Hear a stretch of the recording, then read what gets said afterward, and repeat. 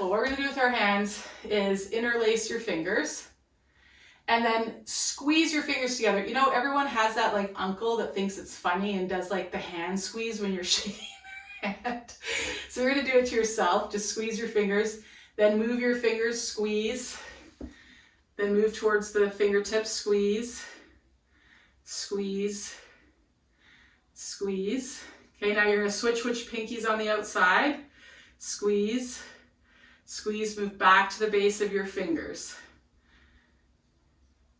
Okay, we're just squeeze, squeeze, squeeze, squeeze, switch which pinky's on the outside, and then back to the base of the fingers. So we're just squeezing. Yeah. We start to see like how much pressure can I generate with those intrinsic muscles of my hands. Okay, now we're gonna curl our fingers in, thumbs on the outside, squeeze and make a fist. So fingers are curling in, squeezing together, fists, 4, 3, 2, 1. Open them up, stretch them wide, 4, 3, 2, 1. Curl them in, squeeze, squeeze, squeeze. Open them up.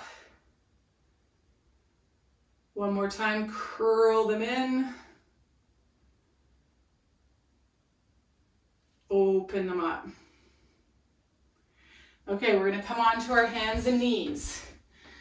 We're gonna do one more thing for our hands and our wrists. Sit yourself back so you take your wrists out of some extension.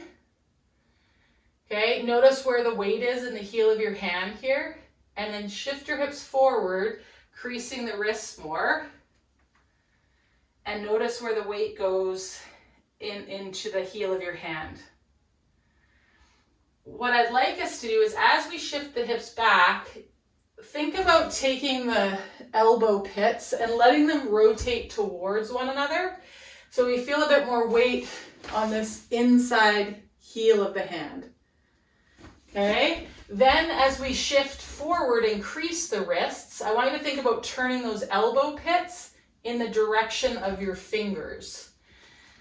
And hopefully you feel more weight on the outside heel of a hand. Let the arms internally rotate. Feel the thumb side heel of the hand. As you shift forward, rotate those elbow pits to point in the same direction as your fingers. And hopefully you feel weight on the pinky edge heel of the hand. As you move back and forward, feel how the weight pours and moves through each of the bases of your fingers, each of those knuckles. As you come forward, it spills through to the pinky. As you shift back, as we're rotating the arms, it comes more to this side. Sense what's happening in that weight shift through the bases of each of your fingers. Okay, the next time as you move forward and back, maybe you start to sense the tips of the fingers. The pressure change will be less than what it is here and less than what it is here. But see if you can get sensitive enough to the sense of the pressure change in the pads of the fingers. Okay, I want you to be like a cat and you're being lifted up by the scruff of your neck as you move forward and back. So don't let the head hang. Are we getting a sense of those weight shifts through the hands? Yes, no, yeah? Okay, awesome. So now you're in charge of how much weight. What I'm going to show you is going to be easier once we get the weight to this side of the hand than it's going to be to have weight in this side of the hand. So what we're going to do is start back here. As we shift forward, we're going to press through the fingertip pads and lift the heels of the hands. Okay, and then lower the heels of the hands, but stay where you are. This is to stretch and eccentrically load the palms of the hands. And then you're going to shift back. Then you're going to shift forward. When you get to how forward you want to be and where you want the weight, then you're going to lift the heels of the hands. And then you're going to lower the heels of the hands. Then you're going to shift back. Then you're going to shift forward. When you get as much weight as you can manage through those wrists to lift the heels of the hands without squeezing the shoulder blades together or lifting the shoulders up towards your ears. And then you're going to lower the heels of the hands to the floor. Be like a cat. Get lifted by the scruff of your neck. Shift your hips back. Come forward one last time. Lift the heels of the hands. And then lower slowly. Think about like your hand like a spine. You're rolling down vertebra by vertebra until the heel of the hand. So for some of us, that might be a lot of sensation through those wrist extensors, okay? And really great work for our hands if we want to be in our garden, if we want to be pulling and doing things with our hands. Okay, now we're ready. So we're going to come into our hands and knees. Tuck our toes under. We're going to press ourselves back with our hands. As the hips lift and we come to downward dog, I'd like us to have the elbow pits facing the ceiling. So the weight is on the pinky side of our hand, yeah?